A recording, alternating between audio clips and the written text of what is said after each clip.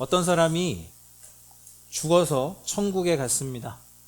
천국에 갔는데 누가 나와서 천사인지 누군지는 모르겠는데 본인을 안내해 주는데 저쪽에 엄청난 행진 퍼레이드가 있는 거예요. 그리고 자기처럼 죽어서 천국에 온 어떤 사람이 엄청난 환영을 받고 있는 겁니다. 그래갖고 이 사람이 자기를 안내해 주는 이에게 물어봅니다. 저 사람은 누굽니까? 그랬더니 뭐라고 하냐면 당신이 한 번도 이름을 들어본 적 없는 사람입니다. 그러나 이 나라의 명성과 저 세상의 명성이 완전히 다릅니다. 무슨 말이냐면 땅에서는 전혀 유명하지 않은 혹은 성공하지 못한 사람인데 천국에 와서는 천군 천사들이 퍼레이드를 펼쳐준다는 거예요. C.S. 루이스의 책 천국과 지옥의 이혼의 그 시작에 나오는 내용 중에 하나입니다. 이게 실제 이야기는 아니고 이제 상상을 해본 거죠. 근데 저는 그게 너무 와닿았어요. 너무 와닿았어요. 뭐냐면 이 안내자가 하는 말, 이 나라의 명성과 하나님 나라의 명성과 저 세상, 지상의 명성은 완전히 다릅니다. 라는 거예요. 세상에서 높음의 기준과 하나님 나라에서 높음의 기준이 완전히 다르다는 거죠. 기독교 신앙에 대한 괴리감이 오는 대부분의 경우는 뭐냐면 이 높음과 낮음을 세상의 기준으로 정해 놓았기 때문입니다.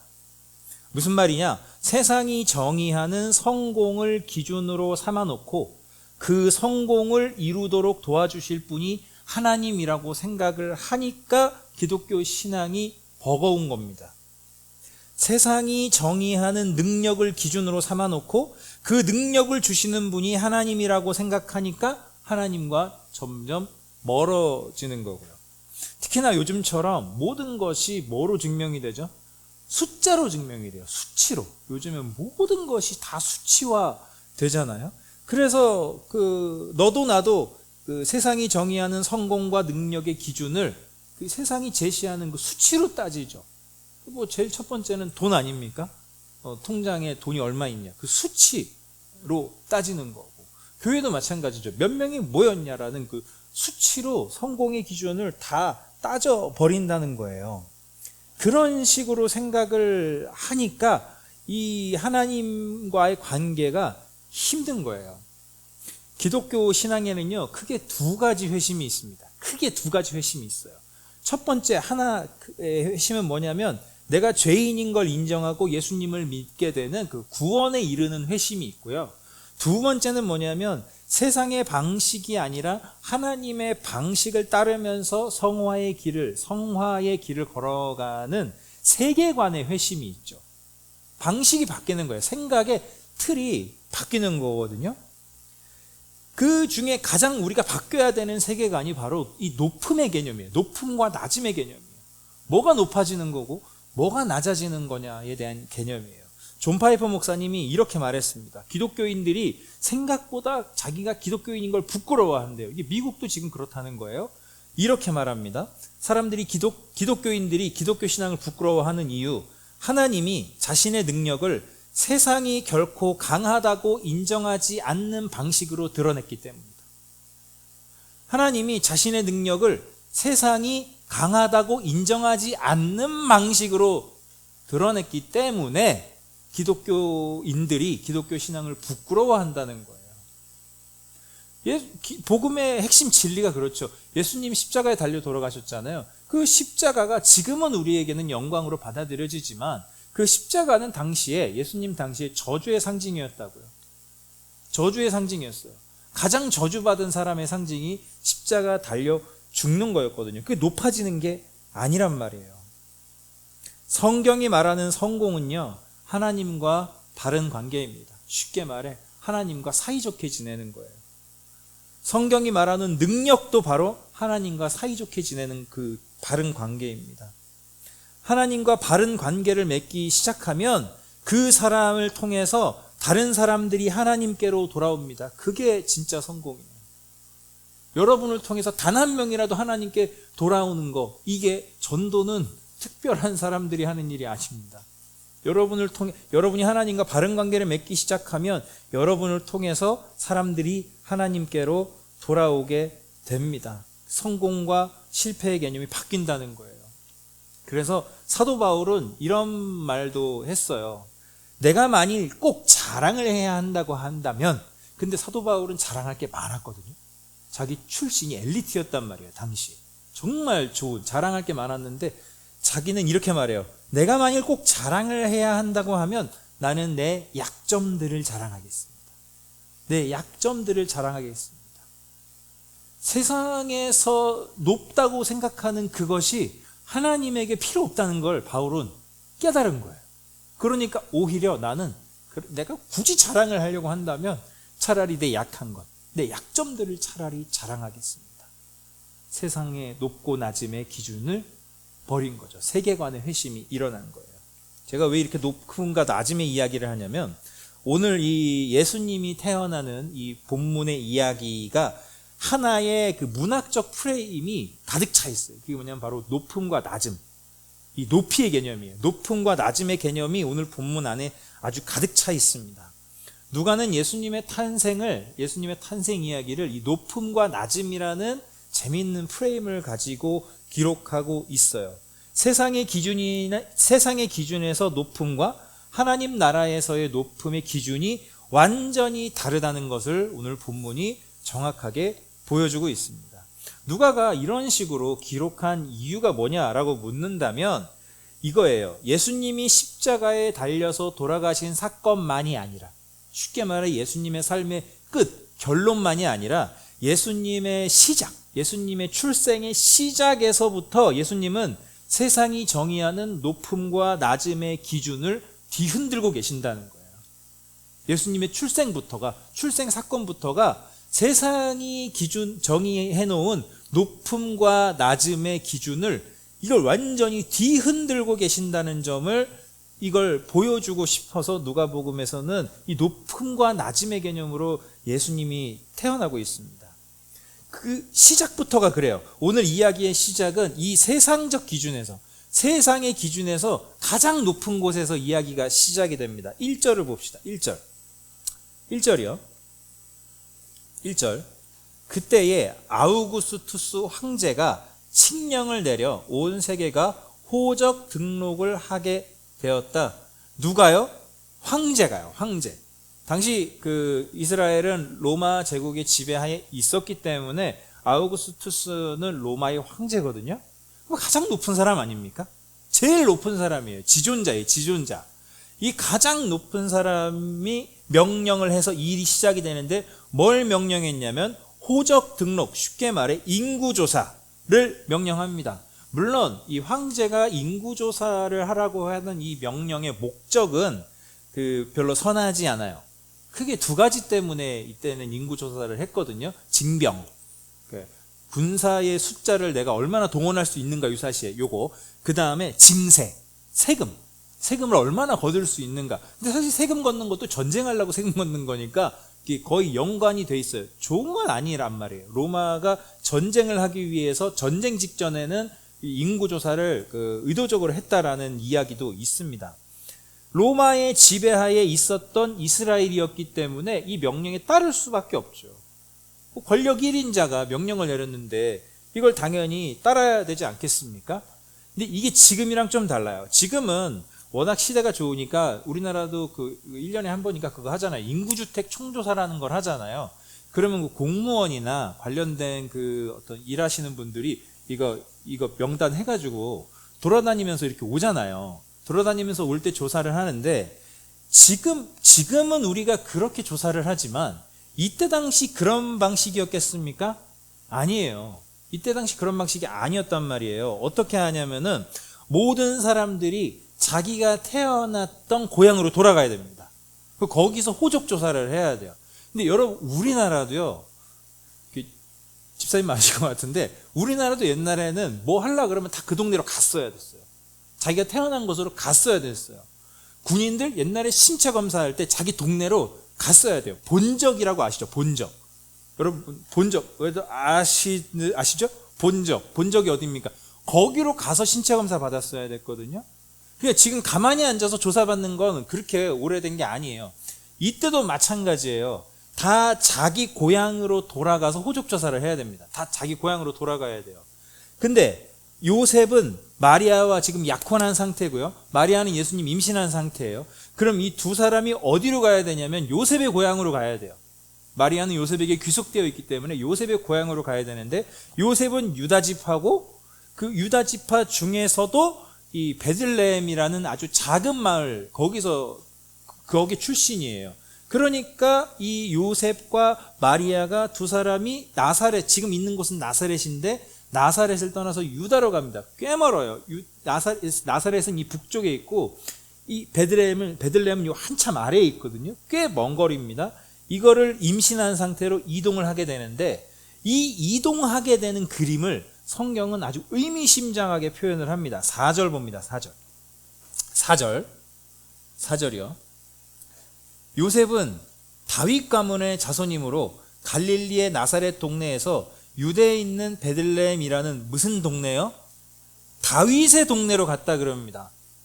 요게 아주 의미심장한 거예요. 그냥 읽지 마시고 의문점을 갖고 보면은 그냥 이렇게 얘기하면 되거든요. 베들레헴으로 갔다 그러면 돼요.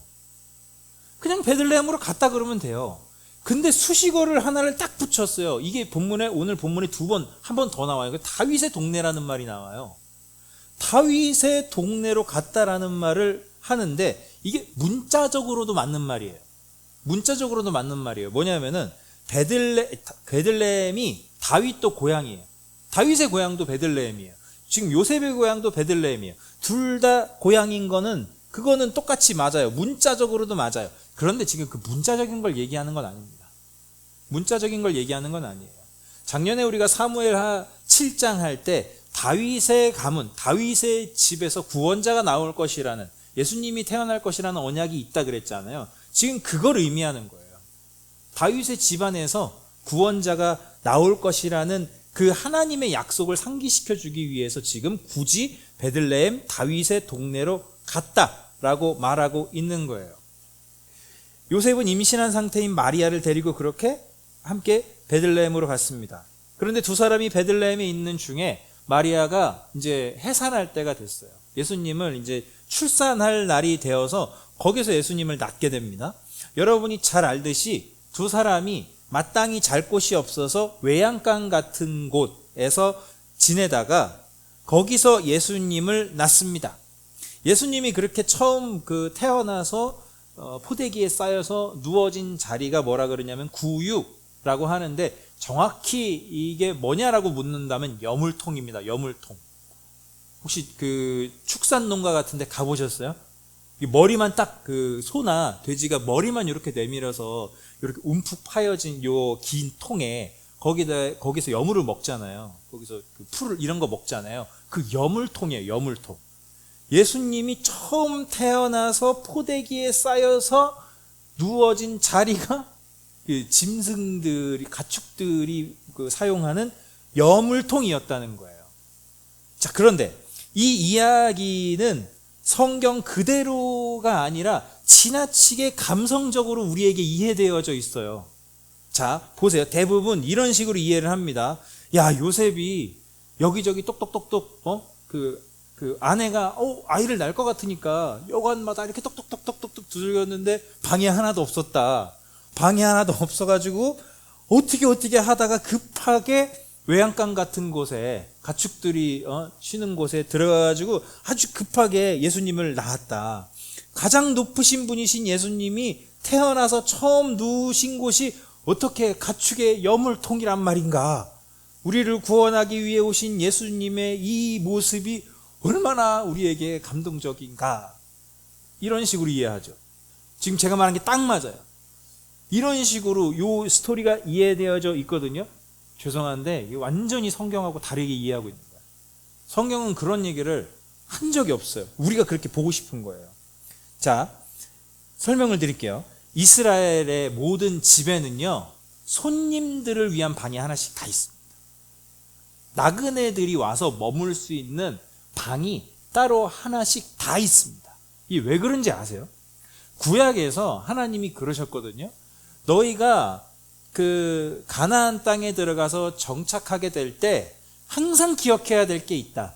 나그네를 잘 대접해줘라. 나그네들을 잘 대접해줘라. 왜? 너희도 사막에서 40년 동안이나 나그네였다. 그걸 기억해라.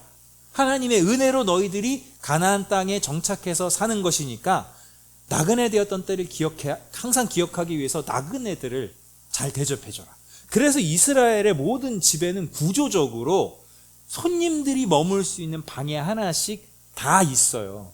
자, 그러면 이렇게 호적할 때가 되면은 다 자기 친척들이 돌아올 거 아니에요.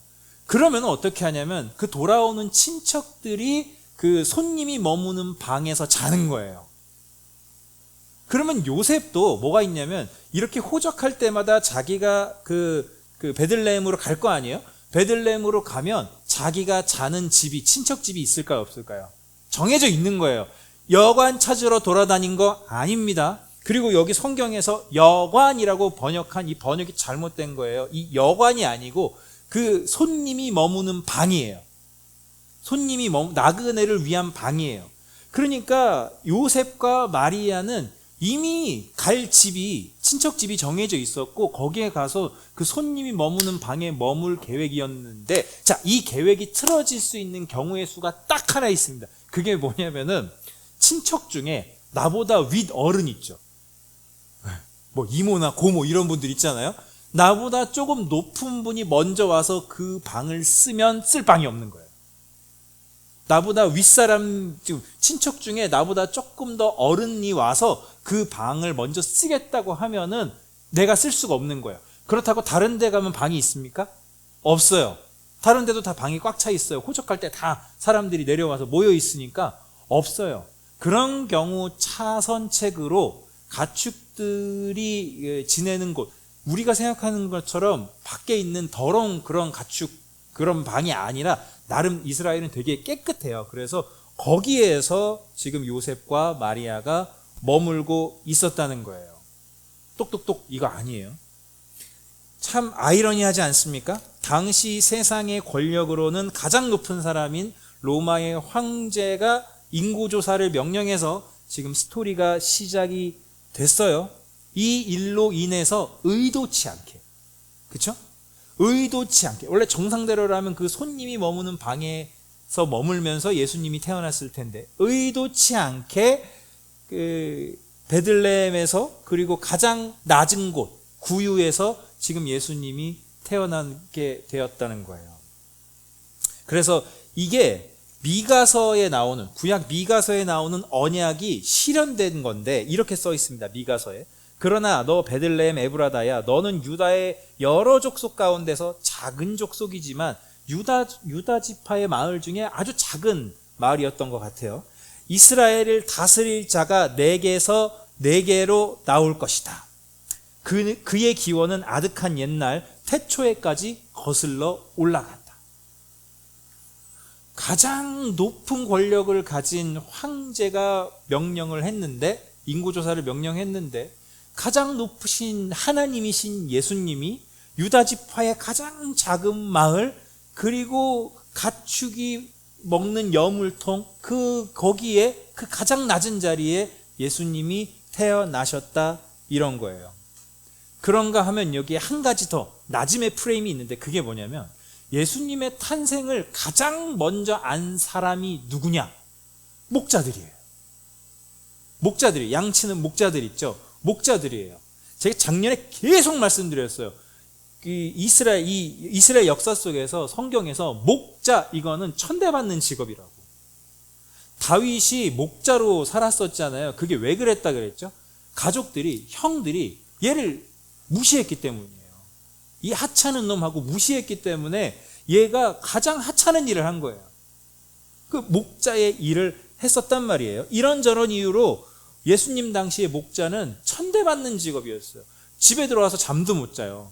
밤에는 이리떼들이 양을 공격할 수도 있으니까 쭈그려 앉아갖고 그 양의 문에 딱 앉아가지고 쭈그려 앉아가지고 거기서 밤새도록 양을 지켜야 돼요.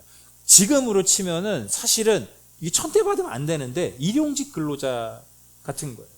일용직 근로자 라는 얼마나 좋은 말이 있습니까? 근데 뭐라 그러죠? 거기다가 노가다라고 이렇게 안 좋은 말 붙이잖아요.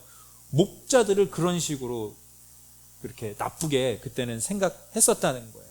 그런데 베들레헴 지역에 있는 목자들, 양떼를 지키던 목자들이 밤중에 그들에게 천사가 나타납니다. 그 목자들은 이게 무슨 일인가 하고 두려워하지만 천사는 그들을 안심시키면서 예수님의 탄생을 그들에게 알립니다. 가장 낮은 계층에 있는 사람들에게 예수님의 탄생 소식이 처음 전해진 거예요. 11절과 12절을 봅니다. 11절과 12절. 여기 또 나와요. 다윗의 동네. 오늘 다윗의 동네에서 너희에게 구주가 나셨으니 이는 곧 그리스도 주님이시다. 12절 같이 읽겠습니다. 시작. 너희는 한 갓난아기가 포대기에 쌓여 구유에 뉘어 있는 것을 볼 터인데 이것이 너희에게 주는 표징이다. 목자들, 가장 천대받는 직업인 목자, 가장 낮은 사람들에게 천사가 나타나서 예수님이 태어날 것이다.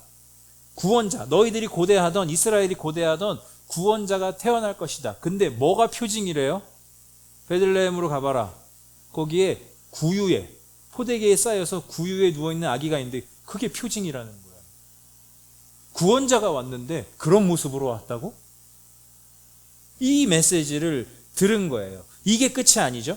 갑자기 그 천사와 더불어 하늘의 천사들이 무더기로 나타나서 하나님을 찬양하는데 이게 오늘의 클라이막스입니다. 14절 같이 읽습니다. 시작. 더없이 높은 곳에서는 하나님께 영광이요 땅에서는 주님께서 좋아하시는 사람들에게 평화로다. 자, 이 한 구절에요. 이 한 구절에 누가복음이 말하고 싶은 높음과 낮음의 진리가 농축되어 있습니다. 두 가지 차원에서 다뤄봐야 돼요. 높음의 차원과 낮음의 차원. 높음의 차원은 뭐냐? 더없이 높은 곳에서는 하나님께 영광이요. 높음의 차원이에요. 더없이 높은 곳에서는 하나님께 영광이요. 이 천사들의 찬양은요, 예수님이 구유에 누이시면서 태어나신 일을 우리처럼 감성적으로 다루고 있지 않습니다. 어떻게 그 높으신 분이 어떻게 예수님이 그렇게 이럴 수 있어? 이렇게 말하고 있지 않아요. 마치 어떻게, 지금 뉘앙스가 어떻죠? 마치 가장 위대한 일이 일어난 것처럼 찬양하지 않나요? 지극히 높은 곳에서는 하나님께 뭐라고요? 영광이요. 더없이 높은 곳에서는 하나님께 영광이래요. 예수님이 사람의 모습으로 낮아지셨고 가장 낮은 자리인 구유에 누이셨다는 것, 이것이 세상의 방식으로 볼 때는 높음이 아니라 낮음이지만 오히려 이것이 가장 높은 곳에 계신 하나님께 영광이 되는 방식이라는 거예요. 그 다음 두 번째, 낮음의 차원, 그 뒷부분이죠. 땅에서는 주님께서 좋아하시는 사람들에게 평화로다. 이 낮은 곳이에요. 새 번역은 이렇게 번역하고 있고 개역 개정은 뭐라고 번역하고 있냐면 땅에서는 하나님이 기뻐하신 사람들 중에 평화로다. 이렇게 번역되어 있거든요. 이 말이 마치 그렇게 이해될 수 있어요. 하나님께서 많은 사람들 중에 특정하게 어떤 사람들만 골라서 그들에게만 구원의 기쁨을 주셨다. 그렇게 이해될 수 있는데 그런 말이 아니에요. 이런 뜻입니다. 예수님의 탄생으로 인해서 모든 사람이 기뻐하지는 않을 것이다. 그렇죠? 땅에서는 하나님이 주님께서 좋아하시는 사람들에게 전부 다가 아닌 거예요.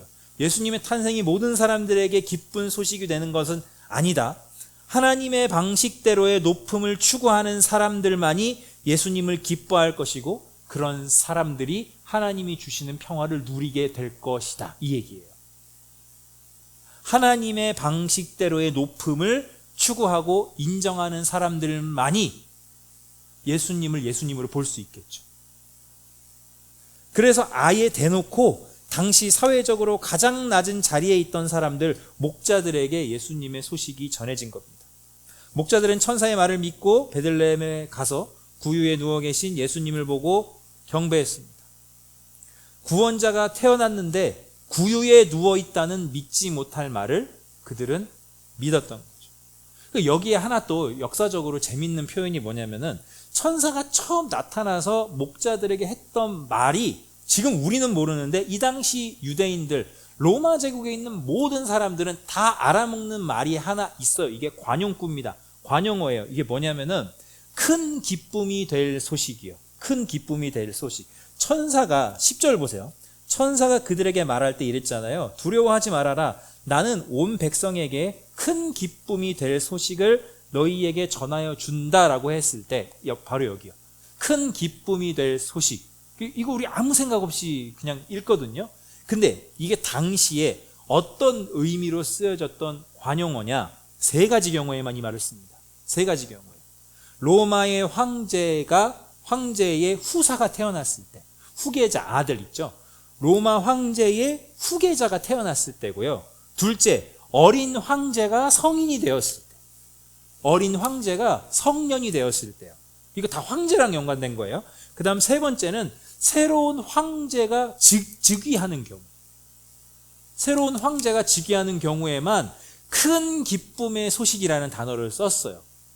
이거 이렇게 이해하면 빠르겠더라고요. 우리나라도 지금, 자, 여러분, 대한독립 만세 하면 몇 월 며칠이 생각나세요? 대한독립 만세 3월 1일이 생각나죠. 또는 8월 15일이 생각나죠. 이런 거예요. 이게 관용어예요, 관용어.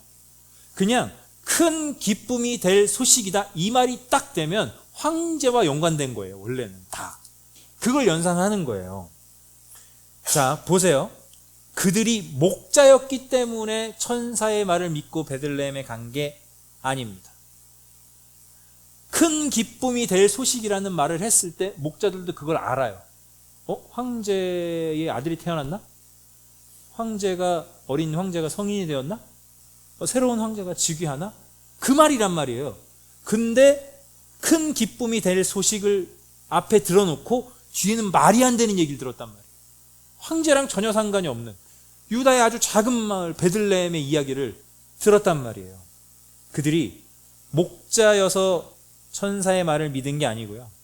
하나님의 방식대로의 높음을 믿는 사람들이었기 때문에 믿은 거예요.